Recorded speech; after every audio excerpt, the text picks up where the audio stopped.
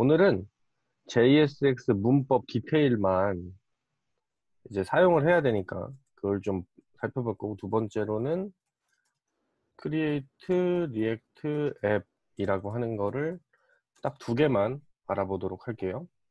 그래서 일단 JSX 문법 디테일을 보도록 하겠습니다.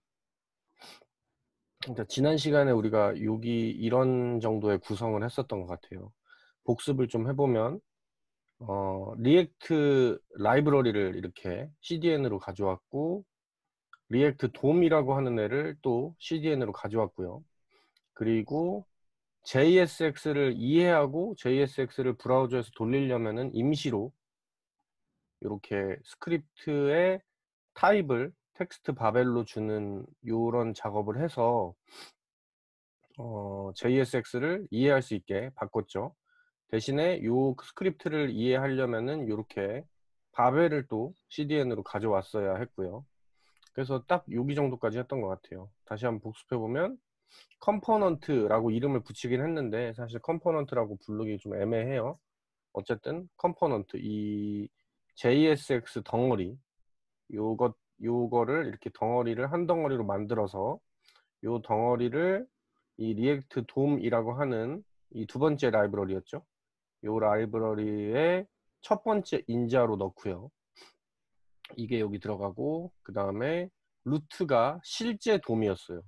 그래서 실제 돔을 얻기 위해서는 우리가 그 돔 API를 써가지고 document.queryselector에 id가 루트인 거 위에 보시면 여기 딱 들어가 있죠. 그래서 이걸 딱 실행시키면 여기까지 쭉 읽은 다음에 얘가 딱 실행되면서 얘한테 UI를 보여주는 그런 동작을 하게 되죠.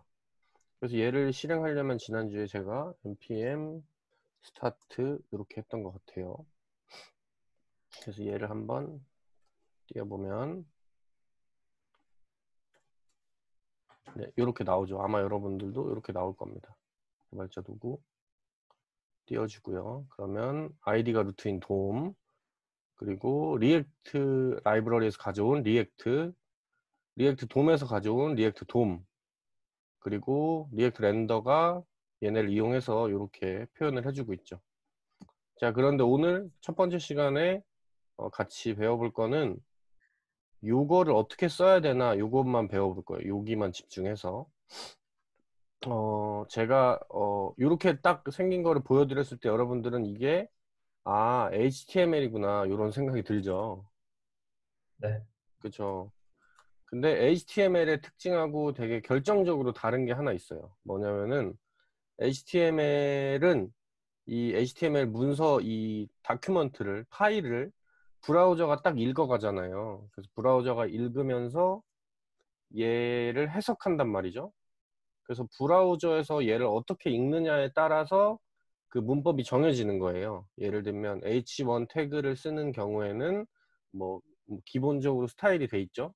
좀 크게 나오는 제목이 된다, 뭐 이렇게 돼 있는데, 사실 이 아이는 여러분들 지난 시간에 배웠던 것처럼 HTML이 아니죠. 얘는 HTML이 아니라 JSX라고 하는 거고, 이 아이가 그대로 읽히지 않죠. 그래서 이 아이를 중간에 변경을 해주죠. 이렇게 자바스크립트. 자, 그렇기 때문에 이렇게 변경하는 과정에서 얘를 정확한 룰에 맞춰서 얘로 변경해야 되기 때문에 이 아이가 어떤 식으로 전환을 해주는지에 따라서 문법이 결정되는 거예요. 그래서 HTML과 가장 큰 차이는, HTML 그냥 좀 편하게 말씀드리면 HTML은 굉장히 유합니다. 그래서 어쩌다가 여러분들이 실수로 태그를 조금 잘못 써도 일단 렌더를 최대한 열심히 하려고 해요. 근데 JSX는 달라요. JSX는 얘가 결국에 어떤 그 자바스크립트 코드로 다 변환이 돼야지 걔가 실행이 되기 때문에 무언가 잘못되면 실행조차 못합니다. 그래서 이 룰을 정확하게 이해를 해야 되는데, 사실 룰이 여러분들이 그렇게 어려워하지 않는 룰들이에요. 그리고 좀 스트릭트하다라는 느낌을 받으실 겁니다. 스트릭트하다는 거는 예를 들면 제가 스트릭트하다는 표현을 했을 때 여러분들이 어떤 식으로 받아들이면 되냐면은 예를 들어서 여러분들 BR 태그 원래 HTML에 있잖아요. 이 네. BR 태그는 그 열자마자 닫히는 아이라고 알려져 있죠. 그래서 중간에 그 요소를 넣지 않고 사용하는 태그고 이렇게 생긴 애가 하나 있는 거고 보통은 열자마자 닫히는 열자마자 닫히지 않고 중간에 뭐를 넣는 애들이 이렇게 있죠. 네. 그래서 이렇게 두 종류로 거의 분류가 돼요. 여기 보셔도 뭐 대부분 열고 그 안에 뭔가 자식이 들어있고 뭐 이렇게 돼 있는데 이 안에 제가 BR 태그를 쓸 수도 있고 이런 거겠죠. 근데 어쨌든 이렇게 열자마자 닫히는 경우에 항상 얘를 붙여줘야 됩니다. 얘를 붙이지 않으면 얘가 아예 이렇게 빨갛게 떠요. 여기 보시면 이렇게 했는데 제가 만약에 이렇게 하면 얘가 뭐 잘못됐다 이렇게 알려주고 있어요. 이거는 에디터에서 알려주는 거긴 한데 어쨌든 문법적으로 이렇게 쓰면 안 된다는 거예요. 그래서 얘가 열렸기 때문에 이 JSX에서는 너 열렸으면 어디선가 닫아야 돼. 이렇게 생각을 하는 거죠. 이게 문법적으로는 뭐 통과를 하겠지만 실제로 돌아가는지는 저도 잘 모르겠네요. 어쨌든 열자마자 닫으려면 이렇게 해줘야 됩니다. 네. 그래서 우리 보통 이런 거 좀 신경 안 쓰고 쓸 시절이 있었죠. 근데 이제는 열자마자 닫혀야 되고 열리면 항상 사이에 뭔가 있어야 되고요. 그리고 닫혀야 되고 위계가 맞아야 돼요. 그래서 이러한 룰들이 어쨌든 지켜지지 않으면은 아마 해석조차 못하는 상황이 놓이기 때문에 빨갛게 뜨거나 에디터에서 알려주거나 여러분들의 코드가 제대로 돌아가지 않을 거예요. 그래서 제가 이렇게 알려드린 룰들이 몇 가지가 더 있는데 제가 다른 자료를 하나 가지고 올게요.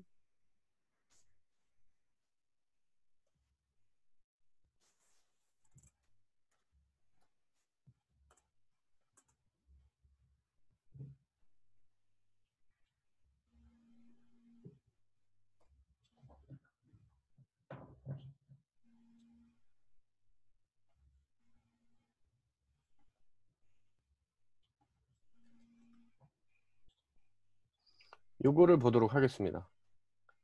네, 방금 전에 제가 말씀드렸던 건 딱 요거였었죠.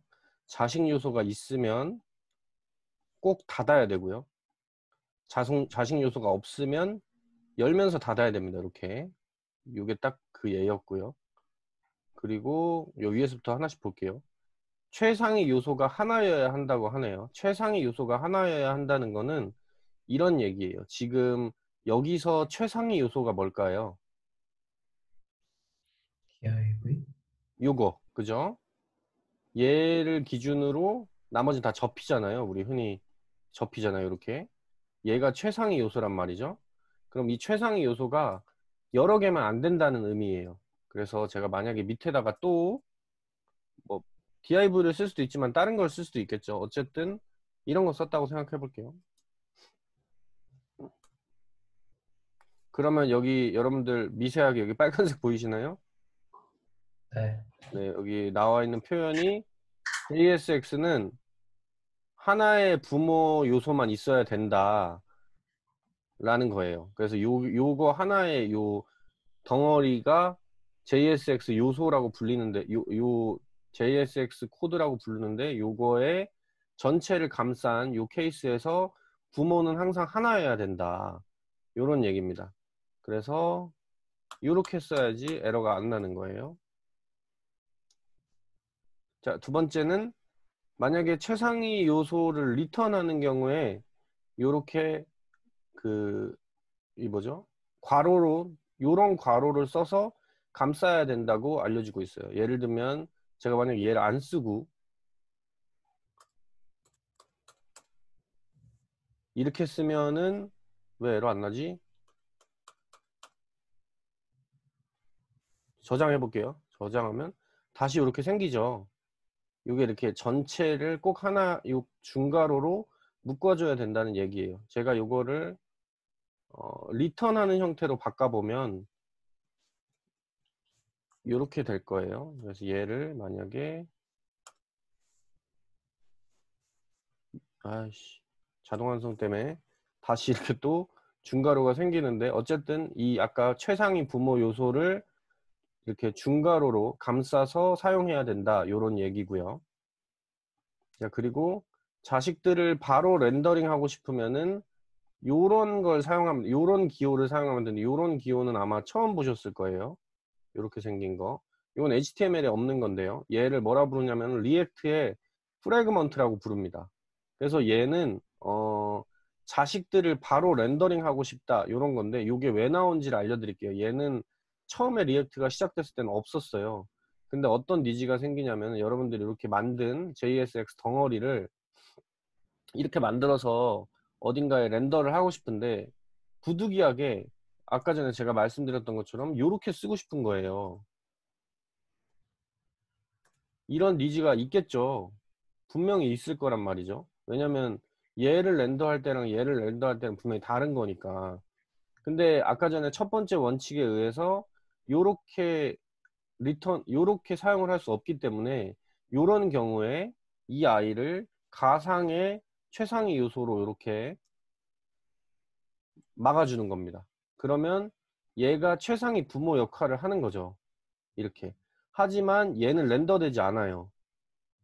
그러면 마치 실제는 이렇게 된 애를 쓰는 것처럼 효과가 나겠죠. 효과가. 그래서 이 아이가 등장을 하게 된 겁니다. 이렇게. 이렇게요. 예를 들면 어떤 케이스가 있을까요? 여러분들이 만약에 여러분들의 컴포넌트의 바깥에 이런 게 있어요. 이렇게 UL 이런 게 있는데, 이 사이에다가 LI를 이렇게 출력을 해주고 싶다라는 니즈가 있죠. 근데 얘를 만약에 컴포넌트로 만들면, 얘가 만약에 이 기능이 없었다면 여러분들은 여기다 이런 식으로 썼어야 되잖아요.